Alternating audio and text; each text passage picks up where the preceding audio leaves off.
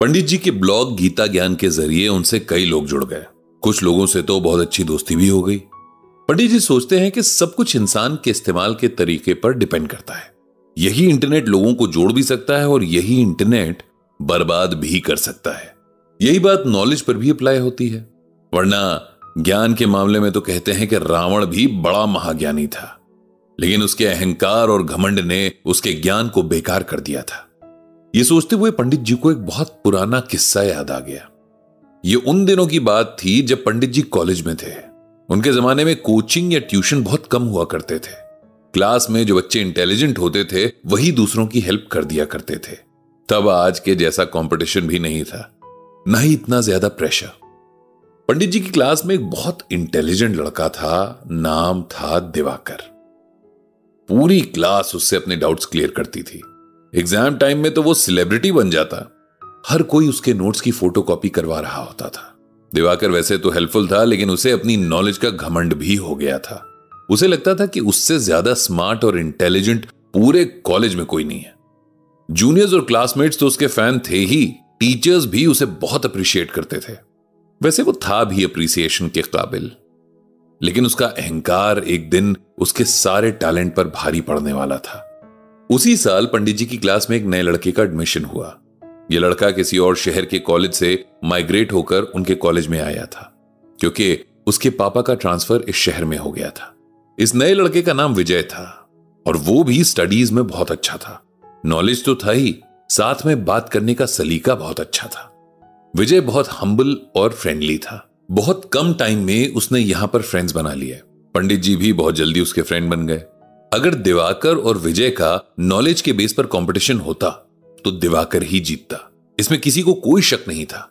लेकिन अगर overall personality के बेस पर, खासकर नॉलेज की प्रेजेंटेशन के बेस पर कंपटीशन होता तो विजय बाजी मार सकता था। अभी तक कॉलेज में एक ही हीरो था, अब दो हो गए थे।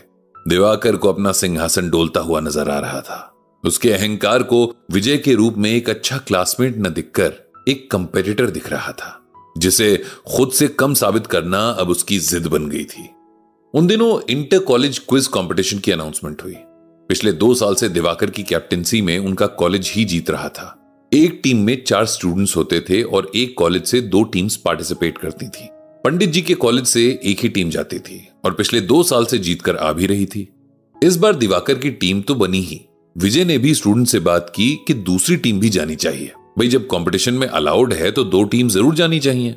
इस तरह क्या पता अपने कॉलेज में 2 मेडल्स आ जाएं। पंडित जी को भी जब ये बात पता चली तो उन्हें यह आइडिया पसंद आया। फिर उन लोगों ने मिलकर दूसरी टीम बनाने की तैयारी भी शुरू कर दी। हर क्लास से एप्लीकेशंस मंगाई गईं। फिर जितनी एप्लीकेशंस थी उन सब में कंपटीशन हुआ और इस तरह 4 लोगों की एक और टीम बन गई, जिसका कैप्टन विजय को बनाया गया। पंडित जी की दोस्ती दिवाकर और विजय दोनों के साथ ही थी। दिवाकर को जब पता चला कि पंडित जी ने बढ़ चढ़कर विजय के साथ दूसरी टीम बनाने में मदद की है तो उसे उन पर बड़ा गुस्सा आया। पता नहीं क्यों दिवाकर ने दूसरी टीम के आइडिया को अपने खिलाफ समझ लिया, जबकि विजय या किसी और स्टूडेंट का ऐसा कोई इरादा नहीं था। अब विजय की टीम ने जोर शोर से कंपटीशन की तैयारी शुरू कर दी।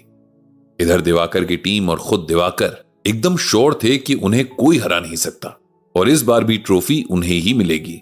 जिस दिन कंपटीशन था उस दिन विजय और उसकी टीम सुबह बहुत जल्दी कॉलेज आ गए थे। इस बार यह कंपटीशन उनके कॉलेज में हो रहा था। करीब 10 कॉलेजेस थे जो इस कंपटीशन में पार्टिसिपेट कर रहे थे। इस बार मामला रेपुटेशन का भी था, क्योंकि अपने कॉलेज में जीत ना पाना और शर्मिंदा कर देता है। पंडित जी को यह देखकर बहुत हैरानी हुई कि दिवाकर को दूसरे कॉलेज के स्टूडेंट्स और टीचर्स सभी पहचानते थे और पिछले 2 साल से उसके टैलेंट को देख रहे थे। लगभग सभी कॉलेजेस के बच्चे उससे मिलने आए और कुछ ने तो उसे एडवांस में बधाई भी दे दी।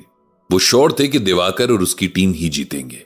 कंपटीशन शुरू हुआ और जैसा कि एक्सपेक्टेड था, दिवाकर को जैसे हर क्वेश्चन का आंसर पता था और उससे ज्यादा हैरानी की बात यह थी कि विजय भी बहुत कॉन्फिडेंस से आगे बढ़ रहा था। फाइनल में दिवाकर और विजय की टीम सामने सामने थी और मुकाबला बहुत इंटरेस्टिंग हो गया। एक ही कॉलेज की 2 टीम सामने सामने थी, यानी कॉलेज के 2 मेडल अब लगभग कंफर्म थे। सवाल बस ये था कि विनर कौन होगा और रनर अप कौन बनेगा। एक के बाद एक क्वेश्चंस आते गए और दोनों टीम्स पहले जवाब देने की कोशिश करने लगी। दिवाकर जहां ओवर कॉन्फिडेंस में हड़बड़ी कर रहा था, वहीं विजय कूल रहकर आगे बढ़ रहा था। मुकाबला कांटे का था, लेकिन आखिर में बाजी पलट गई और सिर्फ 2 नंबर से विजय की टीम जीत गई। दिवाकर उस दिन बहुत दुखी था, लेकिन उसके पास दुख जताने कोई भी नहीं आया। कॉलेज को नया हीरो मिल गया था और दिवाकर बहुत आसानी से रिप्लेस हो गया। उस दिन पंडित जी ने जिंदगी का एक बहुत बड़ा सबक सीखा कि कभी किसी बात का घमंड नहीं करना है, चाहे सारी दुनिया आपसे चीख चीख कर कहती हो कि आप फलाने काम में सबसे अच्छे हैं। आपको कभी भी इस बात को अपने सिर पर नहीं बैठने देना है। दुनिया में हर वक्त कोई ना कोई आपको रिप्लेस करने के लिए तैयार खड़ा है। सालों बाद जब पंडित जी ने गीता पढ़नी शुरू की, तब वहां भी उन्हें यही सीखने को मिला कि अहंकार कभी नहीं करना चाहिए।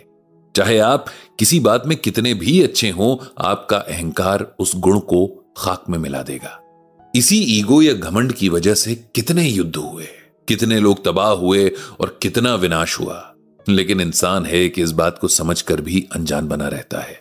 पंडित जी को गीता का एक श्लोक याद आ गया, असौ मया हयः शत्रुर हनिष्ये चापरानपि ईश्वरो अहम अहम भोगी सिद्धो अहम बलवान सुखी। यहां भगवान श्री कृष्ण अर्जुन को अहंकार के बारे में बता रहे हैं। भगवान कहते हैं कि अहंकारी इंसान सोचता है कि वो शत्रु मेरे द्वारा मारा गया और उन दूसरे शत्रुओं को भी मैं मार डालूंगा।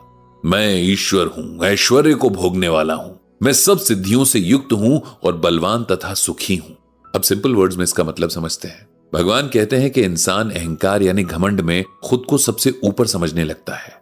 उसे लगता है कि ये मैंने किया, वो मैंने किया, मैं सब कुछ कर सकता हूं, मैं सबसे सुखी हूं। वो भूल जाता है कि वो सिर्फ एक कैरेक्टर भर है जो बस कुछ टाइम के लिए अपना रोल कर रहा है। असल में सब कुछ करवाने वाला कोई और है।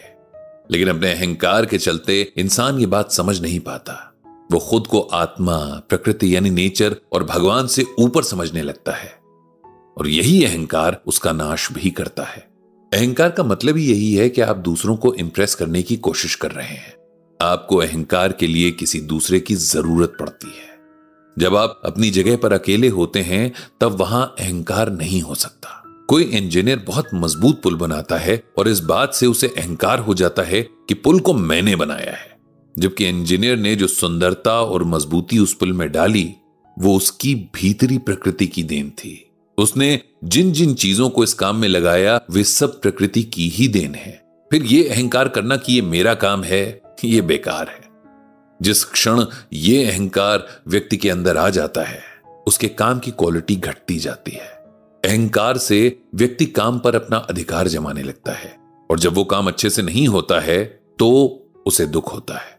ये सब सोचते सोचते पंडित जी को बहुत टाइम हो गया था। गीता में कुछ ऐसी ही गहराई है कि आप जितना डूबो उतना पार लगते जाते हो। भगवान हर मन को अहंकार से दूर रखें। ये प्रार्थना करते हुए पंडित जी ने गीता बंद कर दी।